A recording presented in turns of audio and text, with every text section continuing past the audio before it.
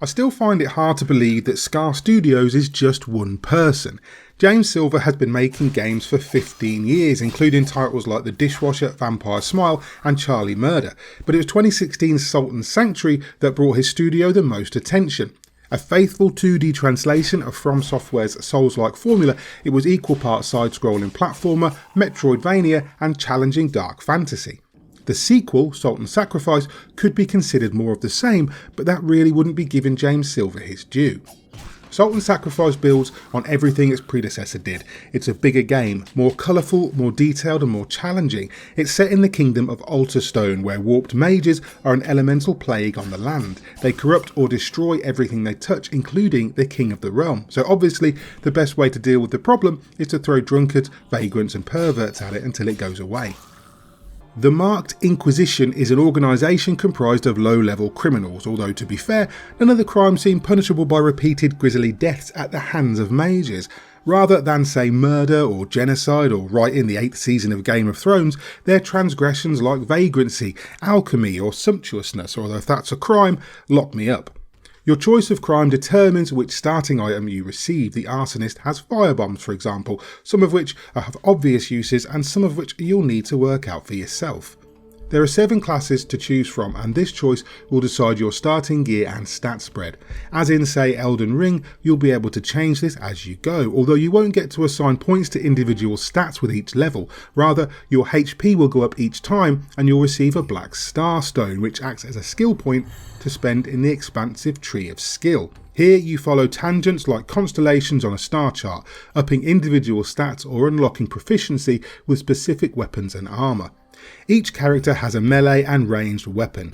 The latter can be anything from throwing daggers to hatchets, bombs, a crossbow or channeling rod. The former has a great selection, starting with the standard sword and board combo, here called Vanguard weapons, and going through warhammers, great blades, maces, glaives, daggers, staves and katana-like high blades. There are multiple elemental effects and attack speeds, and each weapon has a unique runic art attached. These use focus or rage to cast and have effects such as magical attacks for staves or the ability to imbue them with elemental damage. A camp called Pardoner's Vale acts as a hub zone where you can craft items, restock consumables and access your stockpile. NPCs you meet in the world will often gather here, opening up new vendors and smiths to upgrade armour, weapons, trinkets and potions. Hearthen flasks and haze take the place of Estus flasks for health and focus respectively, and you'll need to gather items to replenish them in the wild. Taking a leaf from Monster Hunter of all things, Sultan's Sacrifice's gear system allows you to craft armour, weapons and jewellery from materials that drop from the mages you hunt. It's a great system that gives you a reason to repeat mage hunts against enemies of different elemental affinities. Visiting the Warpsmith every time you encounter a new type of mage will reveal new sets to craft. Unfortunately, it also borrows the concept of wandering bosses from Monster Hunter, which can occasionally lead to you contending with more than one mage at a time, which can be insanely frustrating. From Pardoner's Vale you can access the Mirror Gate, which allows you to head into previously discovered areas or initiate mage hunts. Named mages and story bosses are compulsory objectives, while nameless or fated hunts are optional quests you can embark on to gain materials and salt, which is your XP currency. The mages themselves are a diverse bunch. There are 20 variations, all with very different elemental skills, defences and minions. While it's hard for a 2D action game to deliver tactics beyond dodge rolling hit and runs, Sultan's Sacrifice makes an admirable effort. Bosses and mages have multiple attacks, varying wind-ups and several stages to their combat patterns. Each one is ultimately a matter of mastering the timing, but the amount of weapon types and abilities you have allows for some interesting strategies. As you move through the 5 main areas, you'll acquire new traversal abilities such as the grappling hook. Although 5 sounds paltry, be aware that each area is huge, comprised of several expansive dungeons, secret areas, hidden pathways and circuitous shortcuts. If anything, Sultan's Sacrifice really needs a map. Games like Dark Souls can get away without having a map because your brain remembers landmarks and enemy placements and from a master's at intuitive level design. In a 2D world, however, backgrounds blur together as you focused almost exclusively on the foreground. It's easy to get turned around, especially as Alterstone opens up quickly and unexpectedly. You're also required to backtrack a lot, as the fast travel system is limited to dropping you at the start of each area, so you constantly have to retread old ground. Each area gives you a new Metroidvania type power up, forcing you to head back to older areas to find secrets you missed. I took to making a map as I went, which is about as conducive to immersion as pausing a Marvel movie to consult Wikipedia every time you spot an Easter egg. It's doubly egregious when you can't pause the game, and if you're on a mage hunt, minions will constantly spawn in your vicinity. That said, Salt and Sacrifice is a true evolution of what Ska Studios have delivered before.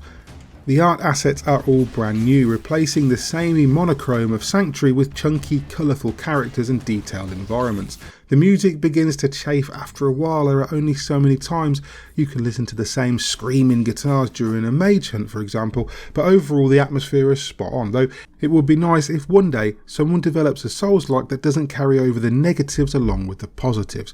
For example, dying in Salt and Sacrifice makes you spell-marked, which reduces your health by about a quarter until you use a guiltless shard, which are hard to come by. This is an archaic system that even From left behind. It does nothing but compound the punishment for death, which wouldn't be so bad if some deaths weren't almost completely unavoidable. Now and then you'll take a hit and the physics will throw a fit, launching you halfway across the area. Other times you'll be stun locked by a couple of enemies whose attacks sink and wipe you out in seconds. There are traps that you simply can't see the triggers for, and as I said, multiple mages can spawn on you while you're already mid-hunt. It's bad enough you have to fight your way back to your place of death without being in a reduced state for the trip. I also have a few issues with the multiplayer, which is just as needlessly complex as a From Software game. Developed by Devoured Studios, an outfit comprised of James Silver and Shane Lynch, the multiplayer utilises half a dozen items, currencies and NPCs when it could simply allow you to join a friend or initiate an invasion from wherever you are. Instead, teaming up with a friend requires one item, while helping someone or calling for help requires others. Multiple factions vie for your patronage, and each has its own currency and rules.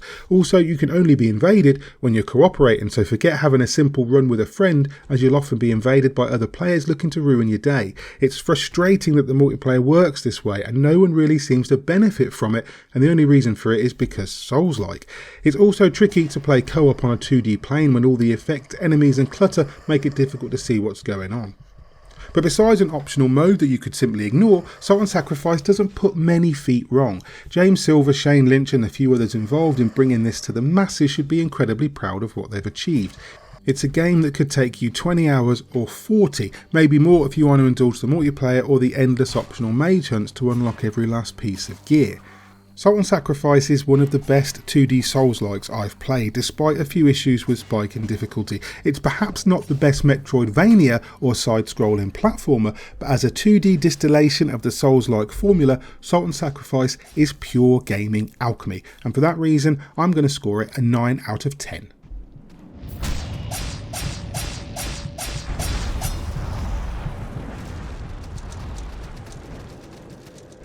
Hi there, hope you enjoyed that review of Salt and Sacrifice, the sequel to 2016's Salt and Sanctuary from Ska Studios with a little help from Devoured Studios. It's coming to PlayStation 4, PlayStation 5 and PC.